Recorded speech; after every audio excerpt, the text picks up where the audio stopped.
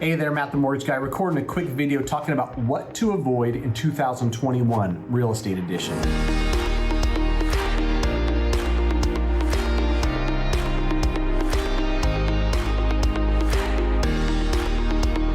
And the reason I'm making this video and what I want to try to point out in really simple terms is what type of real estate investments do you really want to avoid in 2021 based on everything that's going on in the world. Now, if you like straightforward, simple advice on real estate, mortgage, finance in general, please consider subscribing to the channel. I put out 3 videos a week, and as you'll see in this video, I'm simple and straight to the point, no fluff. All right, let's get into it.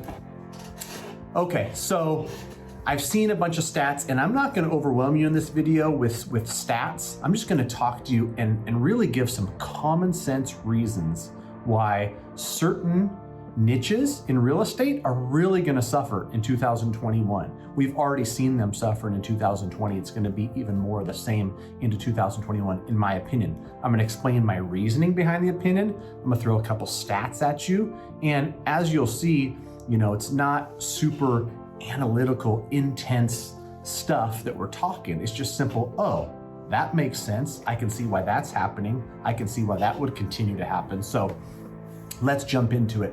I was reading something the other day and it really resonated with me.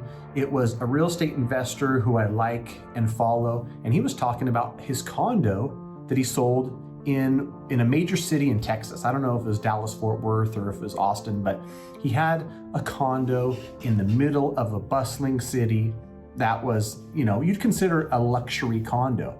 And in March, he had explained, there was only 4 condos on the market out of however many hundreds were in this development. By May, when he was listing his, there was something like 35 for sale. And you probably ask, why would so many people be selling these condos? Well, if you own a condo near city center, and the whole reason for owning it is because you're close to the action, you're close to the restaurants, you're close to the bars, you're close to the quote unquote nightlife.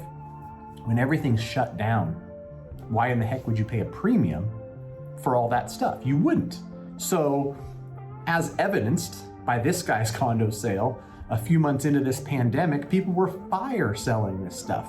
And you can look at humongous cities like San Francisco and New York.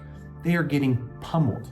Rents in San Francisco are down 31%, home prices, and here's my point. I believe in single family, and I think single family in most markets in the US is actually gonna increase in 2021. But what I'm saying is, in certain city centers, you're gonna see stuff go down. You've already seen it decline. I don't know what the percentages are for San Francisco, but areas like San Francisco and New York, other major cities in other states, they're seeing a major decline. And it's for that simple reason, when things are locked down, there's no attraction. There's no reason to live near city center. Also, when these city centers is where work is physically located, and I want to be able to ride my bike, a 2-minute ride to work, or I want to be able to walk into my office. When your new office is at home, then there's no reason to pay the premium.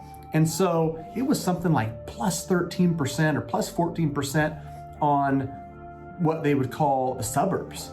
People demand had gone up in the suburbs. They had gone down in city centers. Now, I feel like this will continue to happen. And a lot of folks are talking about this shift in what work, home, life balance is gonna be like in the future. People have started, and I'm in mortgage, so I've got a ton of buyer data that just through conversations. I'm partnered with dozens of realtors that work with hundreds of buyers, and a lot of them this year and into next year are considering things like, we need a home office.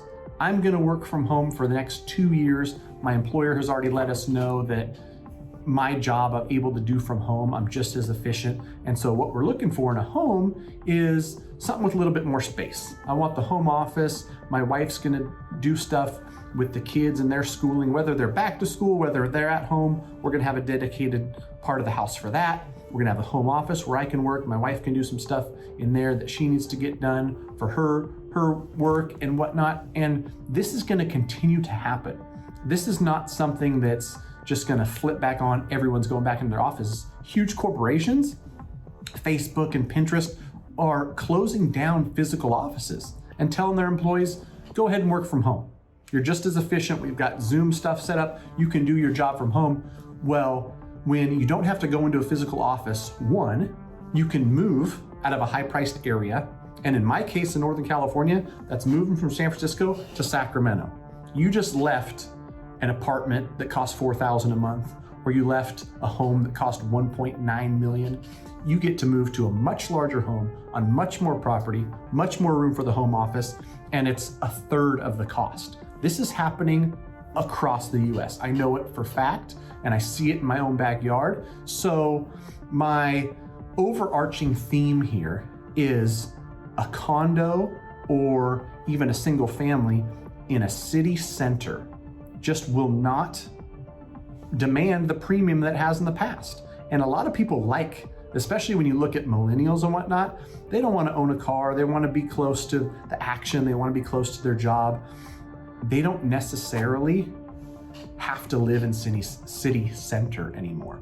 And so it's interesting to see, and it'll be interesting to see how those prices start to come down and what happens with some of these major cities and what used to be really attractive. I mean, you could build high-rise condos in the middle of some of these attractive cities and just sell them at crazy premiums.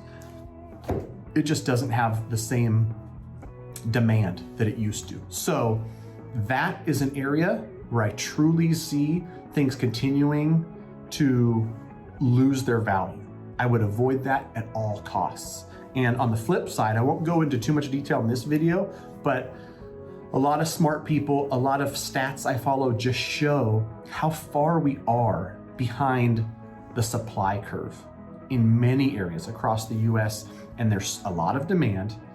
Surprisingly enough, things are more affordable than they've been in the past with rates as low as they are. So if rates continue to stay low, demand continues to stay high, and supply just can't catch up. We can't build fast enough. We really can't for the demand out there. Single family homes are going to continue to appreciate in value. Somebody I follow who I respect a lot sees a double-digit increase in single family in 2021. I don't think he's that far off. I would expect on a national number, that we're going to see increases. And if you look at different folks who are talking, across YouTube or just publishing in national magazines, they're calling for a crash, and they're talking about 3 million people who are in forbearance and might go delinquent and whatnot. It's just very unlikely to happen. But one thing you should consider is this kind of exodus from really expensive cities, first off, and then really expensive sub-demographics inside of the city where, the city center just doesn't have the draw that it once did. And we're moving away from that, and I don't think we're going back.